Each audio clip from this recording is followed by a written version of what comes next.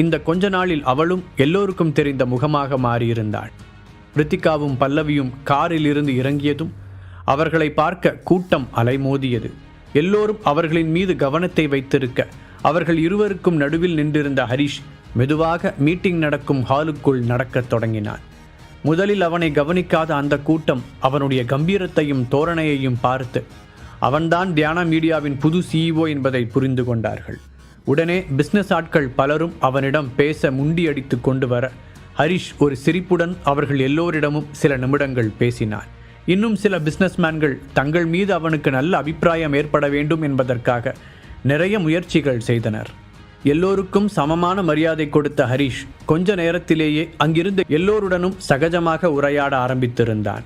அப்போது, ஹாய் ரித்திகா, இங்கே வருவீங்கன்னு எனக்கு நல்லாவே தெரியும் என்று லேசான குளறலுடன் ஒரு ஆண் குரல் கேட்டது. உடனே அவர்கள் அனைவரும் திரும்பி பார்க்க அங்கு கையில் ஒயின் கிளாஸுடன் ஒருவன் ரித்திகாவை பார்த்து கொண்டே பக்கத்தில் வந்தான். அவனுடைய முகத்தில் கோணலான ஒரு சிரிப்பு இருக்க ஹரிஷுக்கு அவனை பார்த்த உடனேயே பிடிக்காமல் போய்விட்டது. முகத்தை சுளித்த அவன், உனக்கு தெரிஞ்சவனா ரித்திகா என்று கேட்டான். அடுத்த நிமிடமே ரித்திகாவின் ரியாக்ஷன் மாற அவளுடைய முகத்தில் தெரிந்த பயத்தை ஹரிஷ் கவனித்தான். அதற்குள் அவர்களுக்கு பக்கத்தில் வந்திருந்த அந்த இளைஞன், என்ன டார்லிங், நான் பாட்டுக்கு கூப்பிட்டுட்டே இருக்கேன், நீ எதுவுமே பேசாமல் நிற்கிற. இந்த மீடியா ஃபீல்டில் அட்வர்டைஸிங் எவ்வளோ முக்கியம்னு உனக்கே நல்லா தெரியும். அந்த நபர் நக்கலாக கூறினான். அலட்சியமாக நின்று கொண்டு இருந்த ஹரிஷ் அந்த வார்த்தையை கேட்டதும் அவனை கூர்மையாக பார்த்தான். இன்னும் கொஞ்ச நாள் உன் ப்ரோக்ராமுக்கு எந்த விளம்பரமும் வரலன்னு வச்சுக்கோ, அப்புறம் அந்த கம்பெனியே உன்னை அங்கேருந்து தூக்கிடுவாங்க. அப்புறம் நீ வேறு வழி இல்லாமல் என் காலடியில் தான் வந்து விழுகணும். அவன் திமிராக சொன்னான். அப்போ நீ தான் எங்கள் கம்பெனிக்கு அட்வர்டைஸிங் வராமல் தடுத்துட்ருக்கிறவனா? அதுக்குள்ளே நான் யாரையோ சந்தேகப்பட்டுட்டேன் என்ற ஹரிஷ் அவனை கொலை வெறியுடன் முறைத்தான். அப்போது ஹரிஷின் கண்களில் தீப்பொறி பறந்தது. எதுக்காக நீ இப்படி பண்ணுற யுவராஜ்? என் கரியரை அழிக்கிறதுல உனக்கு என்ன அவ்வளோ ஆசை? ரித்திகா கலங்கிய குரலில் கேட்டாள். நான் வேற என்ன செய்யட்டும் டார்லிங்? லாஸ்ட் டைம் நம்ம மீட் பண்ணப்பவே நான் உன்னை வார்ன் பண்ணேன். நான் ஒரு பொண்ணை அடையணும்னு ஆசைப்பட்டேன்னா எந்த எல்லைக்கும் போவேன். அதுவும் நீ மீடியாவில் ஒர்க் பண்ணணுன்னா என்ன அட்ஜஸ்ட் பண்ணிட்டு தான் போயாகணும். இங்கே என்னோடய பவர் என்னன்னு உனக்கு நல்லாவே தெரியும். அப்படி இருந்தும் நீ தான் நான் கொடுத்த ஆஃபரை வேணாம்னு சொல்லிட்டு போய் அந்த கம்பெனியில் அக்ரிமெண்ட் சைன் பண்ணிட்ட. அதான் என்னால் என்ன செய்ய முடியும்னு சின்னதாக ஒரு ட்ரையல் காமிச்சேன் சொல்லிவிட்டு அசிங்கமாக அவன் கண்ணடிக்க ஹரிஷின் கை முஷ்டி கோபத்தில் இறுகியது. இப்போ கூட ஒன்றும் பிரச்சனை இல்லை டார்லிங். ஏன் ரித்திகா, இந்த ப்ரோக்ராமுக்கு வெறி நாயெல்லாம் வருதுன்னு என்கிட்ட சொல்லவே இல்லை. அதையெல்லாம் யார் உள்ள அலோவ் பண்ணாங்க? யுவராஜை ஓரக்கண்ணால் பார்த்து கொண்டே ஹரிஷ் கிண்டலாக கேட்க யுவராஜின் முகம் கருத்தது. டேய், யாரை நீ தெருநாயின்னு சொல்கிற? ஆமாம், முதல்ல நீ யாரு? எதுக்காக இவ பக்கத்தில் நிற்கிற என்றான் யுவராஜ். அதற்குள், அவர் தான் தியானா மீடியாவோட புது CEO. ரித்திகா அந்த கம்பெனியோட சேர்ந்து தான் ஒர்க் பண்ணுறாங்க என்று அவனுடைய காதில் யாரோ ஒருவர் சொல்ல, ஓ நீ தான் அந்த CEOவா? முன்னாடியே சொல்லியிருந்தா டேரெக்டாக உங்ககிட்டே டீல் பேசியிருப்பேன்ல. வேஸ்ட்டாக இவ கூட பேசி என்னோட எனர்ஜியை வேஸ்ட் பண்ணிக்கிட்டு இருந்தேன். பாரு, எனக்கு இவ வேணும். அப்போ தான் உன்னோட கம்பெனிக்கு அட்வர்டைஸ்மெண்ட்ஸ் கிடைக்கும். இல்லாட்டி இன்னும் கொஞ்ச நாளில் தியானா மீடியா இருந்த அடையாளமே தெரியாமல் அழிஞ்சு போயிடும். ஹரிஷ் யார் என்று தெரிந்த பிறகும் அந்த யுவராஜ் கேவலமாக மிரட்டினான். ஓஹோ, அந்த அளவுக்கு பெரிய ஆளா நீ? சார், அப்படி எந்த கம்பெனியை வச்சுருக்கீங்க? அலட்சியமாக கேட்டான் ஹரி. என்னை பற்றி உனக்கு தெரியாதா?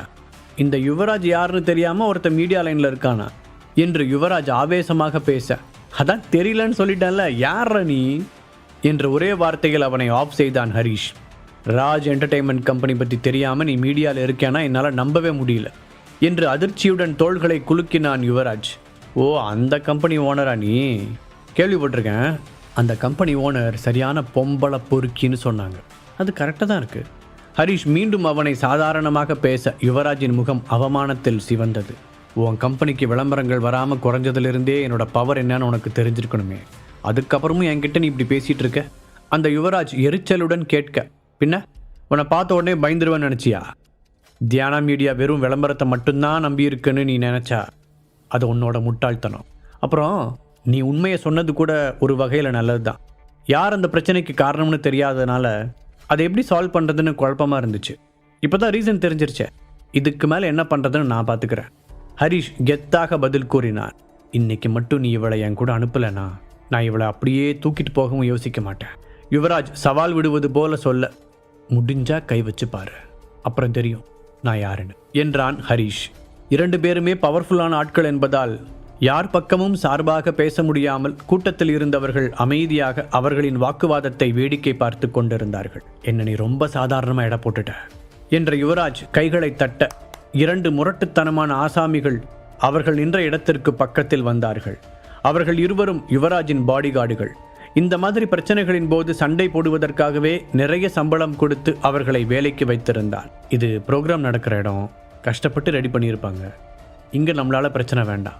நாம் ஏன் ஜென்ஸ் ரெஸ்ட் ரூமுக்கு போகக்கூடாது? அங்கே வச்சு நம்ம பிரச்சனையை நல்லபடியாக பேசி தீர்த்துக்கலாம். ஹரீஷ் நல்லபடியாக பேசி தீர்த்துக்கலாம் என்ற வார்த்தையை ஒரு அழுத்தத்துடன் கூறினான். இவ்வளோ ஆளுங்களுக்கு முன்னாடி அடி வாங்கிறதுக்கு அவமானமாக இருக்கா? சரி, ஓகே, நாம் அங்கேயே வச்சுக்கலாம் என்று சொன்ன யுவராஜ் ரித்திகாவின் பக்கம் திரும்பி, டார்லிங், ஒரு 5 மினிட்ஸ் மட்டும் வெயிட் பண்ணு, இவன் கதையை முடிச்சுட்டு வந்துடுறேன், அதுக்கப்புறம் நம்ம மேட்டர் என்னன்னு முடிவு பண்ணிக்கலாம் என்று ஒரு கேவலமான சிரிப்புடன் அவன் சொல்ல ரித்திகா முகத்தை திருப்பிக் கொண்டாள். சரி, போலாம். ஹரீஷ் முன்னால் ஒரு அடி எடுத்து வைக்க ரித்திகா அவனுடைய கைகளை பிடித்து கொண்டாள். ப்ளீஸ் வேண்டாம் ஹரீஷ், நாம் நினைக்கிற மாதிரி இல்லை. அவன் ரொம்ப மோசமான ஆள். அந்த பாடிகார்ட்ஸ் கூட நீங்கள் தனியாக சண்டை போடுறது உங்கள் உயிருக்கே ஆபத்தாக முடியலாம் என்று பதட்டத்துடன் கூறினாள். எதுக்கு டார்லிங் அவனை தடுக்கிற? அவன் தான் என் காலால் மிதி வாங்கணும்னு ரொம்ப ஆசைப்படுறானே, அதை நிறைவேற்றி வச்சுருவோம். சரி, உனக்காக வேணும்னா அவனை லேசாக ஒரு தட்டு தட்டி விடுறேன். பட் நான் சொன்ன மாதிரி இங்கிருந்து கிளம்பும்போது நீ என்னோட காரில் தான் ஏறணும் என்று யுவராஜ் சொன்னதை கேட்டு ஹரீஷ் சத்தமாக சிரித்தான். இருந்தாலும் உனக்கு கான்ஃபிடன்ஸ் ரொம்ப அதிகம்தான்டா, ஐ லைக் இட் என்று ஹரீஷ் சொல்ல, நீ மட்டும் என்னவா, அடி விழுகும்னு தெரிஞ்சே புலியோட குகைக்குள்ள தலையை விட தயாராயிட்டல்ல, இருந்தாலும் உனக்கு குருட்டு தைரியம் ஜாஸ்தி தான். பதிலுக்கு அந்த யுவராஜும் கூறினான், யாரு நீ புலியா? இதுதான் இந்த வருஷத்தோட பெரிய காமெடி. ஓ, நீ சமையலுக்கு யூஸ் பண்ணுற அந்த புலியை பற்றி சொல்கிறியா? ஓகே ஓகே என்று தலையாட்டி கொண்டே ஹரீஷ் சொல்ல கூட்டத்தில் இருந்தவர்கள் தங்களை மீறி சிரித்து விட்டனர். இதுக்கு மேலே உன் கூட பேசி பிரயோஜனம் இல்லை, ரெஸ்ட் ரூமுக்கு வா, நான் எந்த புலின்னு அங்கே உனக்கு காமிக்கிறேன். ஆவேசத்தில் சிவந்த முகத்துடன் யுவராஜ் கூற, வழியை விட்டாதான் போக முடியும் என்ற ஹரீஷ் அவனை இடித்து கொண்டு தாண்டி போனான். இந்த ப்ரோக்ராம் முடிஞ்சு அவன் முழுசாக வீடு போய் சேரக்கூடாது. போங்க, நான் உங்களுக்கு கொடுக்குற சம்பளத்துக்கு இன்னைக்காவது ஒழுங்காக வேலையை பாருங்க, எல்லாம் உள்காயமாக இருக்கணும். யுவராஜ் தன்னுடைய பாடிகார்டுகளை பார்த்து கத்த, கண்டிப்பா சார் என்ற அவர்கள் இருவரும் பின்னால் சென்றனர். ஆமாம், உன் பேர் என்ன? கொஞ்சம் ஏஜ்டாக இருந்தாலும் நீயும் அழகாக தான் இருக்க, எனக்கு வயசெல்லாம் ஒரு மேட்ரே இல்லை என்று அவன் பல்லவியின் கன்னத்தை தட்டப்போக அவள் சட்டென்று பின்னால் நகர்ந்து நின்று கொண்டாள். இந்நேரம் உங்கள் பாஸ் கதையை ஆளுங்க முடிச்சிருப்பானுங்க, எதுக்கும் நான் போய் ஒரு தடவை பார்த்துட்டு வரேன் என்றவன் ரெஸ்ட் ரூமை நோக்கி போக ரித்திகாவும் பல்லவியும் ஒருவர் முகத்தை ஒருவர் பார்த்து கொண்டனர். யுவராஜோட அந்த பாடிகார்ட்ஸை பார்த்தாவே பயங்கரமாக இருக்காங்க. இன்னைக்கு ஹரிஷோட நிலைமை அவ்வளோதான் நினைக்கிறேன். அவர் வீணா வம்ப விலை கொடுத்து வாங்கிட்டார். கூட்டத்தில் முணுமுணுப்புகள் கேட்க ஆரம்பிக்க யுவராஜின் முகத்தில் பெருமை பொங்கியது. அதே ரியாக்ஷனோடு, என்னங்கடா அவன் இன்னும் உயிரோடு தான் இருக்கானா என்று கேட்டுக்கொண்டே அந்த ஜென்ஸ் ரெஸ்ட் ரூமிற்குள் நுழைந்தான் யுவராஜ். அவனுடைய கால்கள் நகர மறுத்தது. அவனுடைய 2 பாடிகார்டுகளும் உடல் முழுவதும் காயங்களுடன் தரையில் கிடக்க ஹரிஷ் அங்கிருந்த வாஷ் பேஷன் முன் நின்று கைகளில் இருந்த இரத்தத்தை கழுவிக் கொண்டிருந்தான். அந்த காட்சியை பார்த்த அவனால் சரியாக மூச்சு விடக்கூட முடியவில்லை. அவர்கள் மூவரும் அங்கு வந்து அதிகபட்சம் 5 நிமிடம் கூட ஆகியிருக்காது. அதற்குள் வெளியில் ஒரு சின்ன சத்தம் கூட கேட்காமல் ஹரிஷ் அவர்களை வீழ்த்தி இருக்க யுவராஜிற்கு பயத்தில் வேர்க்க ஆரம்பித்தது. எவ்வளோ நேரம் தான் அவனுக்காக வெயிட் பண்ணுறது? சீக்கிரம் முடிச்சுட்டு நான் அடுத்த வேலையை பார்க்க போக வேண்டாமா என்று சொல்லியபடி ஹரிஷ் திரும்ப யுவராஜ் சட்டென முகத்தை மாற்றிக்கொண்டான். இவனுக்கு 2 பேரையும் அடிச்சிட்டா நீ என்ன பெரிய இவனா? சரி சரி, நான் அவனை மன்னிச்சு விட்டுறேன். என் மனசு மாறதுக்கு முன்னாடி அந்த பொண்ணுங்களை கூட்டிகிட்டு உடனே இங்கிருந்து கிளம்பு என்று பெருந்தன்மையாக கூறுவது போல அவன் சொல்ல ஹரிஷுக்கு சிரிப்பு தான் வந்தது. ஹலோ தம்பி, நான் உங்ககிட்ட மன்னிப்பு கேட்கவே இல்லையே. அப்புறம் இங்கிருந்து எப்போ கிளம்பணும்னு முடிவு பண்ண வேண்டியது நான், அது என்னோட இஷ்டம் என்று திமிராக கூறிய ஹரிஷை எரிச்சலுடன் பார்த்தான் யுவராஜ். அப்புறமும் என்ன கூட கூட பேசிகிட்டு இருக்க? என் அப்பாவோட பவர் என்னன்னு தெரியுமா உனக்கு என்ற யுவராஜின் குரலில் ஒரு நடுக்கம் தெரிந்தது. இவ்வளோ நேரம் உன்னோட பவர் என்னன்னு தெரியுமான்னு கேட்டுக்கிட்டு இருந்த, இப்போ அப்பாவோட பவருக்கு போயிட்டியா? அடுத்து என்ன உங்கள் தாத்தாவா? அவரிடம் நக்கலாக கேட்கும் போதே ஹரிஷுக்கு தன்னுடைய தாத்தாவை பற்றி ஞாபகம் வந்தது.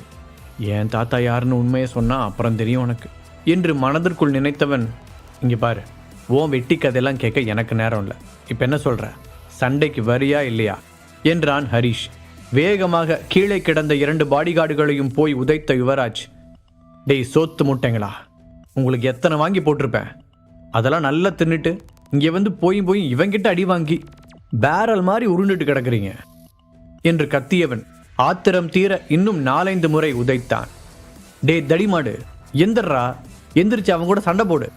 யுவராஜ் மீண்டும் கத்த, பாஸ் நீங்கள் இன்னும் 10 உத கூட கொடுங்க, அது சுத்தமாக வலிக்கவே இல்லை. சொல்லப்போனால் நல்ல ஒத்தடம் கொடுத்த மாதிரி தான் இருக்குது. ஆனால் அவங்கிட்ட மட்டும் வேண்டாம், அவனோட அடி ஒவ்வொன்றும் எப்படி இருக்குது தெரியுமா, இதுக்கு மேலே வாங்கினா சத்தியமாக நான் செத்துருவேன், ப்ளீஸ் எங்களை விட்டுருங்க பாஸ் என்றான் அந்த பாடிகார்டு. அப்போது ஹரிஷ் அவர்களின் பக்கத்தில் வருவது தெரிய அப்படியே மயக்கமடைந்தது போல கண்களை மூடி படுத்து கொண்டான். என்ன செய்வதென்று தெரியாமல் பேந்த முழித்த யுவராஜ் இன்னொருவனை போய் அடித்து எழுப்ப, பாஸ் பேசாமல் நீங்கள் இங்கிருந்து தப்பிச்சு ஓடிருங்க, ட்ரைனிங் எடுத்த எங்கள் நிலைமையே இப்படி இருக்கும்போது உங்களுக்கெல்லாம் பிஞ்சு உடம்பு கண்டிப்பாக தாங்காது என்று வலி தாங்காமல் முணங்கிக் கொண்டே கூறினான் அவன். உங்களெல்லாம் வச்சுக்கிட்டு ஒரு ஊறுகாய் கூட போட முடியாது போல, சரியான தின்னி மாடுங்க. ஐயோ, அத்தனை பேருக்கு முன்னாடி பெருசாக சவால் வேற விட்டுட்டேனே, இப்போ நான் என்ன பண்ணுறது? யுவராஜ் மனதிற்குள் புலம்ப அவனுடைய தோளில் ஒரு கை விழுந்தது. டேய் ஒரு நிமிஷம் இருறா, யோசிக்க வேண்டாமா என்றபடி அவன் திரும்ப அவனுக்கு மிக நெருக்கமாக ஹரிஷ் சிரித்த முகத்துடன் நின்று கொண்டிருந்தான். உடனே குத்துச்சண்டை போடும் போஸில் பந்தாவாக நின்ற அவன், இங்கே பாரு, என் பக்கத்தில் வராத, அப்புறம் அவ்வளோதான் என்று கூறிக்கொண்டே பின்னால் நகர்ந்தான். எவ்வளோதான் என்று கேட்டபடி ஹரிஷ் முன்னால் நடக்க கடைசியாக சுவற்றில் போய் முட்டிக்கொண்டு நின்ற யுவராஜ் எந்த பக்கமும் நகர முடியாமல் பேய் அறைந்தது போல நின்றான். அவனுடைய கையை பிடித்த ஹரிஷ் விரல்களை நீவிக்கொண்டே, இந்த கைதான பொண்ணுங்களை தப்பா தொடுது என்று கேட்டபடி ஒவ்வொரு விரலாக பின்னால் மடக்கிவிட யுவராஜ் வலி தாங்க முடியாமல் கதறினான். இப்போது அந்த சத்தம் ஹால் வரை கேட்க, யார் கத்துறாங்கன்னே தெரியலையே என்றார் ஒருவர். வேற யாரு, ஹரிஷா தான் இருக்கும். அவங்க 3 பேர், இவர் ஒரு ஆள், அப்புறம் அடி வாங்கிதான் ஆகணும். வெளியில் எல்லோரும் பேசிக்கொள்ள ரித்திகாவும் பல்லவியும் பயத்துடன் அந்த ரெஸ்ட் ரூமை பார்த்தார்கள். எதுக்கும் உள்ளே போய் பார்க்கலாமா மேம்? ரித்திகா கேட்க, அது ஜென்ஸ் ரெஸ்ட் ரூம் ரித்திகா, நாம் எப்படி உள்ளே போகிறது என்று தயக்கத்துடன் சொன்னாள் பல்லவி. ஹரிஷோட உயிருக்கு ஏதாவது ஆயிடுச்சுன்னா என்ன பண்ணுறது? எதுவாக இருந்தாலும் உள்ளே போய் பார்த்துடலாம் மேம் ரித்திகா உறுதியாக கூற, வேறு வழி தெரியாததால் பல்லவியும் சரி என்று தலையாட்டினாள். இந்த வாய்தான விருப்பமில்லாத பொண்ணுங்களையும் உன் கூட பெட்டுக்கு வர சொல்லி கூப்பிடுது என்ற ஹரிஷ் முஷ்டியை மடக்கி யுவராஜின் வாயை பார்த்து குத்த அவனுடைய முன்பற்கள் 2 தெரித்து விழுந்தது. அடுத்து எதை உடைக்கலாம்? பணம் இருக்குன்னு திமிரில் ஆடுற இந்த காலையா, இல்லை பவர் இருக்குன்ற ஆணவத்தில் கண்டபடி அலையிற இந்த கையவா? ஹரிஷ் கேட்க யுவராஜால் சரியாக வாயை திறந்து பதில் கூட பேச முடியவில்லை என்ற ஹரிஷ் முஷ்டியை மடக்கி யுவராஜின் வாயை பார்த்து குத்த அவனுடைய முன்பற்கள் 2 தெரித்து விழுந்தது. அடுத்து எதை உடைக்கலாம்?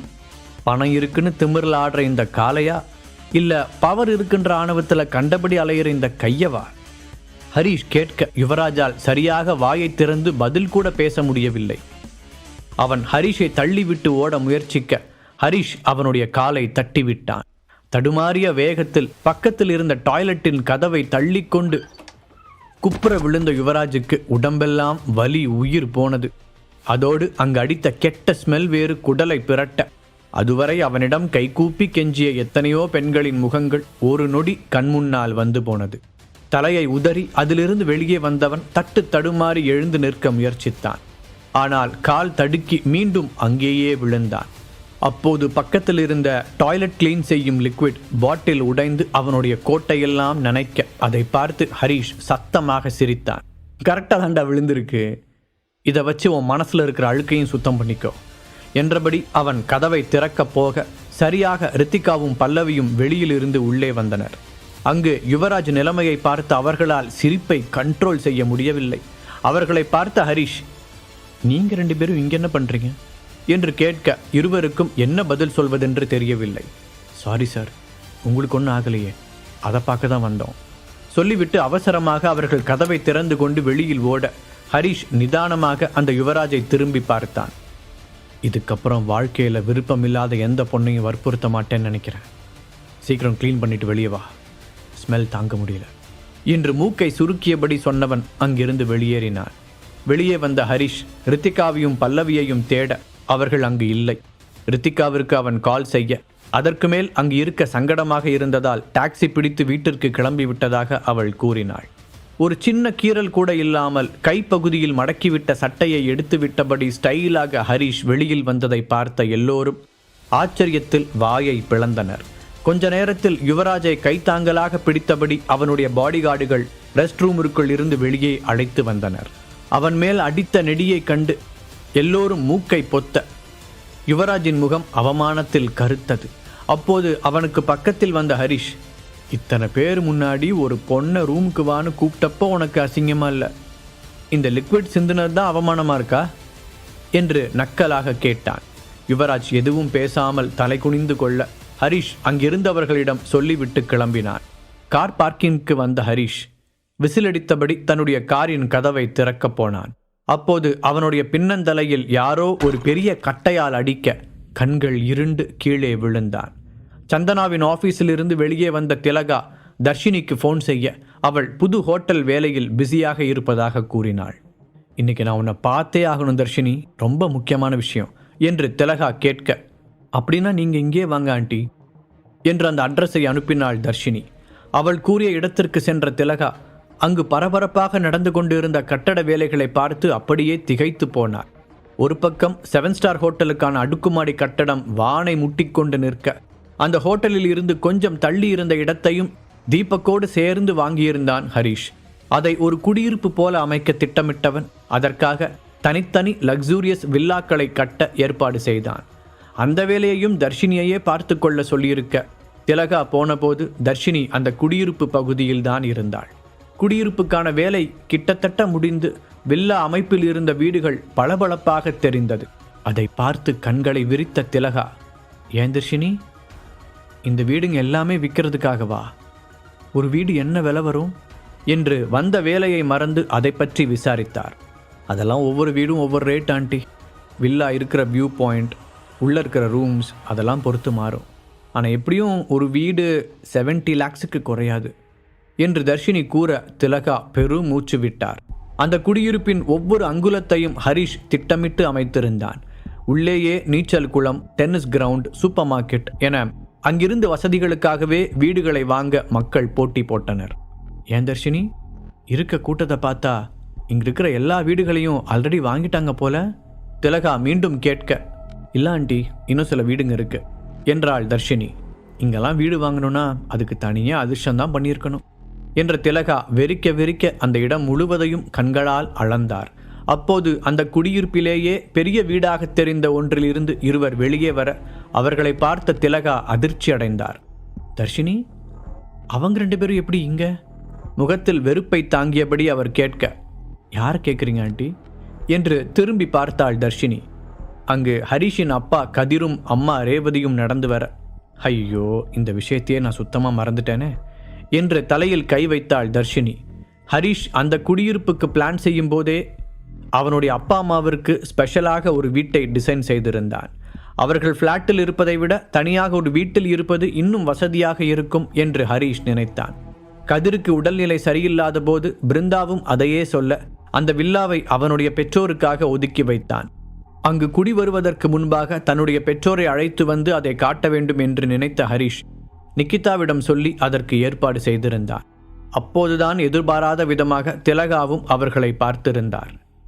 யார் ஆண்டி அவங்க, உங்களுக்கு தெரிஞ்சவங்களா? தர்ஷினி தெரியாதது போல கேட்டாள். வேற யாரு, உலகத்திலேயே இல்லாத மாப்பிள்ளைன்னு என் பொண்ணு ஒருத்தனை கட்டிட்டு வந்தால, அவனோட அப்பா அம்மா தான் என்று கடுகடுப்புடன் திலகா கூற, ஓ உங்களோட சம்மந்தியா ஆண்டி என்று கேட்டாள் தர்ஷினி. சம்மந்தியாவது மண்ணாவது, அவனையே மருமகல்லன்னு சொல்கிறேன், அப்புறம் இவங்க எங்கே இருந்து வருவாங்க என்று எரிச்சலுடன் திலகா சொல்லி கொண்டிருக்கும் போதே அவர்கள் இருவரும் பக்கத்தில் வர, ஆமாம் உங்கள் 2 பேரையும் எப்படி இங்கே உள்ள விட்டாங்க என்று ஏளனத்துடன் கேட்டார் திலகா. ஐயோ ஆண்டி, கொஞ்சம் அமைதியா இருங்க, விஷயம் தெரியாமல் எதையும் பேசாதீங்க. தர்ஷினி அவரை அமைதிப்படுத்த முயற்சித்தாள். அதற்குள், என்ன சொன்னீங்க என்று ரேவதி கோபத்துடன் கேட்க, நான் என்ன சொன்னேன்னு உங்களுக்கு நல்லாவே தெரியும். உங்கள் பையன் இருக்கிற லட்சணத்துக்கு நீங்கள் எப்படி இந்த மாதிரி இடத்துக்கெல்லாம் வந்தீங்கன்னு கேட்டேன். அநேகமாக அட்ரஸ் மாதிரி வந்துட்டீங்கன்னு நினைக்கிறேன் திலகா அவர்களை அவமானப்படுத்தும் விதமாக பேச டென்ஷனான தர்ஷினி கைகளை பிசைந்தாள். சம்மந்தி, கொஞ்சம் வார்த்தை அளந்து பேசுங்க. என் மகனோட மாமியாராச்சன் நானும் அமைதியாக இருக்கேன். சொல்லும்போதே கதிரின் உடல் நடுங்க ஆரம்பித்தது. அதை பார்த்து பயந்த ரேவதி, ஏங்க உங்களுக்கே இப்போ தான் உடம்பு சரியாயிட்டு இருக்கு, வீணா இவங்க கூடலாம் போய் பேசிகிட்டு இருக்க வேண்டாம். பார்க்க டீசெண்டாக இருந்தாலும் இவங்க பேசுகிறதெல்லாம் ரொம்ப மட்டமாக தான் இருக்கும்னு நமக்கு தான் தெரியுமே. வாங்க இங்கிருந்து போகலாம் என்று அவரை கைப்பிடித்து அழைத்துச் சென்றார். உங்களுக்கு தான் கிராமத்தில் ஒரு ஓட்டு வீடு இருக்குமே, அங்கே போய் இருக்க வேண்டியது தானே. அதை விட்டுட்டு பொழுதுபோக்கல நீங்கள் வந்து சுற்றி பார்த்துட்டு இருக்கீங்க என்று திலகா அவர்களின் முதுகுக்கு பின்னால் கத்தினார். கொஞ்ச நேரத்திற்கு முன்பு சந்தனா திட்டிவிட்டு போனது அவர் உள்ளுக்குள்ளேயே புகைந்து கொண்டிருக்க அந்த எரிச்சலை ஹரிஷின் பெற்றோர் மீது காண்பித்தார். உண்மையிலேயே இவங்க 2 பேரும் இங்கே என்னதான் பண்ணுறாங்க? திலகா சந்தேகத்துடன் கேட்க, அதைத்தான் ஆண்டி நான் இவ்வளோ நேரம் சொல்ல ட்ரை பண்ணேன், நீங்கள் எங்கே விட்டீங்க? அந்த வீடே அவங்களோட தான், ரொம்ப நாளைக்கு முன்னாடியே அதை புக் பண்ணிட்டாங்க. தர்ஷினி பாதி உண்மையை மட்டும் கூறினாள். அதை கேட்ட திலகாவிற்கு தலை சுற்றுவது போல இருந்தது. என்ன, அந்த வீட்டோட விலை எப்படியும் 1 கோடியை தாண்டும்ல என்ற நெஞ்சை பிடித்தபடி அவர் கேட்க, ஆமாம் என்று தலையசைத்தாள் தர்ஷினி. அதை எப்படி இவங்களால வாங்க முடியும்? நீ எதுக்கும் நல்லா செக் பண்ணிக்கோ, அப்புறம் ஃபுல் அமௌண்ட் தராமல் ஏமாத்திர போகிறாங்க. நிறைய பேர் அப்படி தான் பண்ணுறாங்களாம். பின்னாடி அமௌண்ட்டும் தராமல் வீட்டையும் காலி பண்ண மாட்டேன்னு பிரச்சனை பண்ணுவாங்க. இவங்களும் அதுக்கு தான் பிளான் பண்ணுறாங்கன்னு நினைக்கிறேன். திலகா அவர்களை பற்றி மோசமாக பேசிக்கொண்டே போக வேகமாக கை நீட்டி தடுத்த தர்ஷினி, ஆண்டி நீங்கள் ஏன் எப்போ பார்த்தாலும் இவ்வளோ அவசரப்படுறீங்க? அவங்க வீடு புக் பண்ணும்போதே ஃபுல் அமௌண்ட்டையும் செட்டில் பண்ணிட்டாங்க என்று அசால்ட்டாக அடுத்த குண்டை தூக்கி போட திலகாவால் நிற்கக்கூட முடியவில்லை. அப்படியே அங்கு கிடந்த சேர் ஒன்றில் சரிந்து அமர்ந்தார். நீ நிஜமாக தான் சொல்றியா? நம்ப முடியாமல் அவர் கேட்க தர்ஷினிக்கு சிரிப்பு வந்த அதே நேரத்தில் அவரை பார்த்து பரிதாபமாகவும் இருந்தது. எப்படி அவங்களால ஃபுல் அமௌண்ட்டையும் செட்டில் பண்ண முடிஞ்சது? இதனால் நம்பவே முடியல என்று திலகா முணுமுணுக்க, அது தெரியல ஆண்டி, ஆனால் ஹரிஷுக்கு நிறைய பவர்ஃபுல்லான ஃப்ரெண்ட்ஸ் இருக்காங்கல்ல, அதில் யாராவது ஹெல்ப் பண்ணியிருக்கலாம். தர்ஷினி அவளை சமாதானப்படுத்துவது போல கூறினாள். ஆமாம், எனக்கே அதுதான் ரொம்ப ஆச்சரியமாக இருக்குது. அவனை மாதிரி ஒருத்தன் கூட எப்படி இவ்வளோ பணக்கார ஃப்ரெண்ட்ஸாக இருக்காங்கன்னு தெரியல. சலிப்புடன் சொன்ன திலகாவை பார்த்த தர்ஷினி, ஆனால் ஹரிஷுக்கு இருக்கிற ஃப்ரெண்ட்ஸ் எல்லாரும் விடவும் அவர் தான் பெரிய பணக்காரர். சொல்லப்போனால் அவர் கூட ஃப்ரெண்ட்ஷிப் வச்சுக்க அவங்க தான் கொடுத்து வச்சிருக்கணும். இதெல்லாம் உங்களுக்கு எங்கே தெரிய போகுது என்று மைண்ட் வாய்ஸில் பேசிக்கொண்டாள். ஆமாம், இவங்க இந்த ஒரு வில்லாவுக்கே எப்படி ஹரிஷோட பேரண்ட்ஸ் வாங்கியிருப்பாங்கன்னு யோசிக்கிறாங்களே. இந்த மொத்த ப்ராப்பர்ட்டிஸுமே அவரோட தானே தெரியும் போது என்ன அவங்களோ நினைத்தவளுக்கு சிரிப்பு தான் வந்தது. அப்போதுதான் திலகா ஏதோ முக்கியமான விஷயம் பேச வேண்டும் என்று சொன்னது ஞாபகம் வர, ஆண்டி என்கிட்ட ஏதோ முக்கியமான விஷயம் பேசணும்னு சொன்னீங்கல்ல என்று அவருக்கும் நினைவுபடுத்தினாள். ஆமாம்ல, இவங்கள பார்த்து டென்ஷனில் நான் வந்த விஷயத்தையே மறந்துட்டேன். நான் அப்படி வேறு எதை பற்றி உங்ககிட்ட பேச போகிறேன்? எல்லாம் உன் ஃப்ரெண்டை பற்றி தான். ஏன் தர்ஷினி, நீயாவது அவளுக்கு எடுத்து சொல்லக்கூடாதா? சந்தனா அந்த ஹரிஷை கல்யாணம் பண்ண இந்த 3 வருஷத்தில் என்னைக்காவது அவள் சந்தோஷமாக இருந்திருக்காளா? நானும் அவளோட அப்பாவும் அவனை டிவோர்ஸ் பண்ணிட்டு வா, உனக்கு வேற ஒரு நல்ல மாப்பிள்ளையை கல்யாணம் பண்ணி வைக்கிறோன்னு சொன்னதுக்கு என்கிட்ட சண்டை போட்டுக்கிட்டு அவன் கூட போனான். கடைசியில் இப்போ அவங்க கூடயும் இல்லாமல் உங்கள் வீட்டில் வந்திருக்கா. இதெல்லாம் நல்லாவா இருக்குது? நீயாவது நல்லதாக 4 புத்திமதி சொல்லி அவளை எங்கள் வீட்டுக்கு அனுப்பி வையேன். அப்படியே இன்னும் கொஞ்சம் அவளுக்கு எடுத்து சொல்லி அந்த ஹரிஷை மொத்தமாக தலைமுழுக்க வச்சேன்னா உனக்கு கோடி புண்ணியமாக போகும். திலகா பேசிக்கொண்டே போக தர்ஷினி பரிதாபமாக அவரை பார்த்தாள். என்னது, ஹரிஷை டிவோர்ஸ் பண்ண சொல்லி நான் அவளுக்கு அட்வைஸ் பண்ணணுமா? இது மட்டும் ஹரிஷுக்கு தெரிஞ்சா என் நிலைமை என்ன ஆகிறது என்று மனதிற்குள் புலம்பியவள், ஏன் ஆண்டி திடீர்னு இப்படி ஒரு முடிவு எடுக்கிறீங்க? எனக்கு தெரிஞ்சு இந்த கொஞ்ச மாதமாக ஹரிஷ் கூட சந்தனா ரொம்ப சந்தோஷமாக தான் இருந்தா. இப்போ அவங்களுக்குள்ளே ஏதோ சின்னதாக மிஸ் அண்டர்ஸ்டாண்டிங் இருக்குது, அவ்வளோதான். அதுவும் கூடிய சீக்கிரம் சரியாயிடும். அதுக்குள்ளே நீங்கள் இப்படிலாம் அவசரப்படாதீங்க என்று திலகாவிடம் கூறினாள். ஏன் தர்ஷினி நீயும் இப்படி முட்டாள்தனமாக பேசிகிட்டு இருக்க? உங்கள் வீட்டையே எடுத்துக்கோ. ஆல்ரெடி உன்னோட ஹஸ்பண்ட் நல்ல வேலையில் இருக்கார். அதிர்ஷ்டவசமாக இப்போ உனக்கும் பெரிய லெவலில் வேலை கிடச்சிருக்கு. உங்கள் லைஃப் கண்டிப்பாக நல்லாயிருக்கும். ஆனால் சந்தனாவை பாரு, எதுக்கும் உதவாத அவள் ஹஸ்பண்டை வச்சுக்கிட்டு எப்படி அவளால் சந்தோஷமாக இருக்க முடியும்? 4 பணக்கார ஃப்ரெண்ட்ஸ் இருந்தால் மட்டும் போதுமா? அவன் என்ன சம்பாதிக்கிறான்றதானே முக்கியம். பதிலுக்கு திலகா கடுகடுப்புடன் பேசினார். அதான் இப்போது ஹரிஷே ஏதோ ஒரு நல்ல வேலைக்கு போகிறதா சந்தனா என்கிட்ட சொன்னாலே. உங்களுக்கு என்ன, ஹரிஷ் நிறைய சம்பாதிக்கணும் அவ்வளோதானே? அது கண்டிப்பாக நடக்கும் ஆண்டி. அவங்க 2 பேரும் சேர்ந்து சந்தோஷமாக வாழ்வாங்க. நீங்கள் ஒன்றும் கவலைப்படாதீங்க என்று தர்ஷினி அவருக்கே அட்வைஸ் செய்ய திலகாவிற்கு ஏன் தான் அங்கு வந்தோம் என்று ஆகிவிட்டது. என்னமோ தர்ஷினி, முன்னாடிலாம் நீயும் என் கூட சேர்ந்து அவனை விட்டுட்டு வர சொல்லி சந்தனாவுக்கு அட்வைஸ் பண்ணுவ. இப்போ என்னன்னா அவனுக்கே சப்போர்ட் பண்ணுற. எனக்கு எதுவுமே புரியல. நான் இங்கே வந்ததே வேஸ்ட்டுன்னு நினைக்கிறேன். கொஞ்சம் கோபமாக சொன்ன திலகா அங்கிருந்து வேகமாக கிளம்பினார். தர்ஷினி அவரை சமாதானப்படுத்த எதுவும் சொல்லாமல் அமைதியாக இருந்தாள். இப்போது திலகாவை விட ஹரிஷ் தான் அவளுக்கு முக்கியம். அதனால் அவளுக்கு எந்த கோபமும் வராமல் பார்த்து கொள்ள வேண்டும் என்று நினைத்தாள். முன்னாடி எனக்கு ஹரிஷ் பற்றி எதுவுமே தெரியாதே, ஆனால் இப்போ அப்படி இல்லை. உங்களுக்கும் அவரை பற்றின உண்மை ஒரு நாள் தெரிய வரும் ஆண்டி. அப்போ நான் ஏன் இப்படி பேசினேன்னு உங்களுக்கே தெரியும். ஒரு சிரிப்புடன் நினைத்து கொண்ட தர்ஷினி தன்னுடைய வேலையை பார்க்க போனாள். தலையில் அடிபட்டு இருந்த ஹரிஷுக்கு சுயநினைவு வந்தபோது அவன் ஒரு சேரில் உட்கார வைக்கப்பட்டிருந்தான். அவனுடைய கைகள் இறுக்கமாக கட்டப்பட்டிருந்தது. யார் அது நம்மளையே கடத்திட்டு வந்தது? கேள்விக்குறியுடன் நிமிர்ந்து பார்த்தவன் எதிரில் உட்கார்ந்திருந்த பெண்ணை பார்த்து அதிர்ச்சி அடைந்தான். ஜெசிகா, நீயா இதை பண்ண? ஆச்சரியத்துடன் அவளை பார்த்து கேட்டான் ஹரிஷ். ரொம்ப மாதங்களுக்கு முன்பு ஐரா ஷோரூமில் சந்தித்த பிறகு இன்றைக்கு தான் அவளை பார்க்கிறான். நானே தான். உன்னால் நம்ப முடியலல்ல? அவனுக்கு எதிரில் இருந்த சோஃபாவில் கால் மேல் கால் போட்டு அமர்ந்திருந்தவள் அலட்சியமாக கேட்க ஹரிஷ் தலையை ஆட்டினான். அது சரி, எதுக்காக என்ன கடத்திட்டு வந்த? சந்தேகத்துடன் கேட்ட ஹரிஷ், அன்னைக்கு உன்னோட உயிரையே நான் காப்பாற்றினேன், அதுக்குள்ள அந்த நன்றியை மறந்துட்டியா என்றான். அவனுடைய குரலில் ஒரு ஏமாற்றம் தெரிந்தது. நான் அதை மறக்காததுனால தான் நீ இன்னும் என் முன்னாடி உயிரோடு உட்காந்து பேசிட்டு இருக்க ஹரிஷ். முழு கதையையும் கேட்டு மகிழ பாக்கெட் FM ஆப்பை டவுன்லோட் செய்யுங்கள். லிங்க் டிஸ்கிரிப்ஷனில் கொடுக்கப்பட்டுள்ளது.